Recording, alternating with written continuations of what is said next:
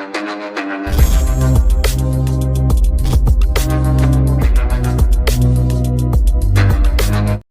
Friends, welcome back to my channel Priyanka Surajit blogger. বন্ধুরা, তোমরা সবাই কেমন আছো? আশা করি সবাই ভালো আছো। আমিও খুব ভালো আছি। আরও একটা নতুন দীঘার ব্লগ নিয়ে চলে এসেছি। এই ব্লগটা আমার সত্যি অনেকটা দেরি হয়ে গেছে দিতে, কিছু করার নেই, যেহেতু আমি একটু ব্যস্ত ছিলাম বলে তার জন্য দিতে পারিনি। তাই হলো, এই ব্লগটা তোমাদের কাছে খুব তাড়াতাড়ি আসতে চলেছে। তো আমরা বিকেল 4:30 নাগাদ হলো, আমি, দিদি আর আমার বর আর আমার ছেলে, আমরা এই কজন মিলে ঘুরতে বেরিয়ে গেছি মোহনা আর শঙ্করপুর। তো এই নিউ দীঘাতে পুরীর মন্দির হচ্ছে, তো এইখানে তোমাদেরকে আমি কিছুটা তুলে ধরেছি, শেয়ার করলাম। আমরা যখন গেছিলাম তখনও দেখলাম যে কাজ চলছে, তৈরি হয়নি। জানি না আবার কবে যাব দীঘা গেলে নিশ্চয়ই আবার তোমাদের শেয়ার করব। ততদিনে আশা করি পুরীর মন্দিরটা মনে হয় হয়ে যাবে। তো চলো আমরা এখন যাই হলো শঙ্করপুর আর মোহনাতে হলো বেশিরভাগ হলো ভোরের দিকে যাওয়াটাই ভালো। অনেক কিছু দেখা যায়, যারা মাছ ধরে তাদের মাছ বিক্রি করে, এইসব অনেক কিছু দেখা যায়। কিন্তু আমরা সকালের দিকে যেহেতু যেতে পারিনি বলে, তাই আমরা খাওয়া দাওয়া করেই আমরা 4:30 নাগাদ বেরিয়ে গেছিলাম। আমরা এই কজন, আরও আমাদের অনেকে এসেছিল গ্রুপের, এবার তারাও এই জায়গাটা ঘুরে নিয়েছে বলে অন্য এক জায়গায় গেছিলো, কিন্তু আমরা মোট 4 জন মিলে গেছিলাম একটা অটো বুক করে মোহনা আর শঙ্করপুর। ফার্স্ট যাব আমরা শঙ্করপুরটা ঘুরে তারপরে আমরা যাব মোহনা। তো বন্ধুরা, চলো শঙ্করপুরে আমরা যাই, তোমরা সাথে থাকো, ভিডিওটা কেউ স্কিপ করো না, ভিডিওটা কিন্তু সবাই দেখতে থাকো।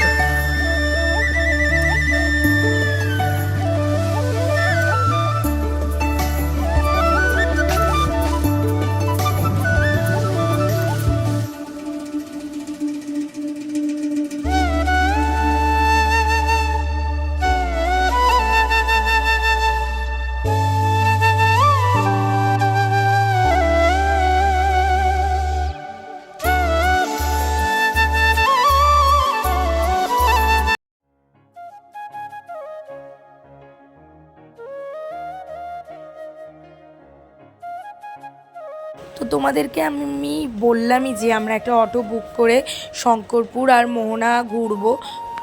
তো আমরা এদিকে শঙ্করপুর চলে এসেছি। আমার দীঘা অনেকবারই ঘুরেছি, কিন্তু না, সত্যি কথা বলতে গেলে শঙ্করপুর হলো আমি এই ফার্স্ট টাইম এলাম। আমার শঙ্করপুর আগে ঘোরা হয়নি। তো আজকে শঙ্করপুর এসে আমার খুবই ভালো লাগলো। যাই হোক, তোমাদেরকেও শেয়ার করব। তো সত্যি কথা বলতে গেলে শঙ্করপুরে এসে যেন মনটা ভরে গেল। এত সুন্দর হাওয়া দিচ্ছে, আর তার সাথে এই সমুদ্র দেখে যেন মন ভরে গেল। যাই হোক, দেখো এদিকে বিশাল ঢেউ দিচ্ছে, আমরা কিন্তু কেউই নিচে নামতে পারিনি, যেহেতু বললাম না 4:30 নাগাদ আমরা বেরিয়েছি ঘুরতে, প্রায় মানে সন্ধে হবে এরকম ভাব। তাই বেশিক্ষণ আমরা শঙ্করপুর থাকিনি, মানে কিছুক্ষণ, ওই 30 মিনিট মতন ছিলাম। তো এদিকে আমার বর আবার আমার ছেলের ফটো তুলে দিচ্ছে, আর এদিকে তোমাদের সমুদ্রটাও একটু শেয়ার করলাম, দেখো।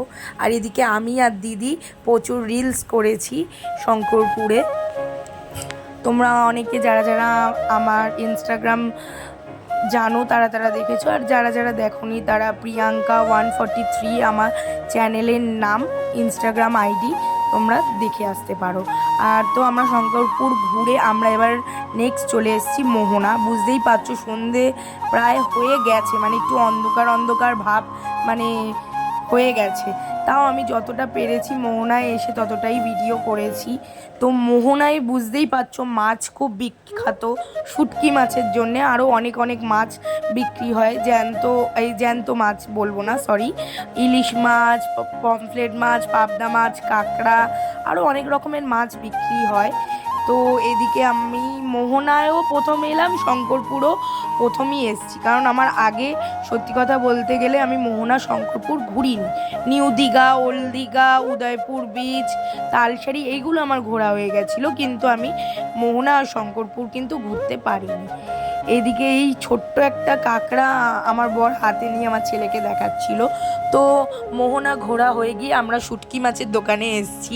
শুটকি মাছ যারা যারা পছন্দ করো তারা অবশ্যই মোহনায় গিয়ে এই দোকানটা থেকে কিনতে পারো। এই দোকানটা সত্যি কথা ভালোই শুটকি মাছগুলো বিক্রি করছিল, আর মোটামুটি দাম ভালোই ছিল। তো আমি আমার বাড়ির জন্যে হলো লটিয়া শুটকি যেটা বলে ওই মাছটা, আর হলো তার সাথে নিয়েছিলাম হলো মোরলা শুটকি মাছ। আর এদিকে দেখো ইলিশ মাছ শুটকি, আরও অনেক হাঙর মাছ শুটকি, অনেক রকমের শুটকি মাছ পাওয়া যাচ্ছিল।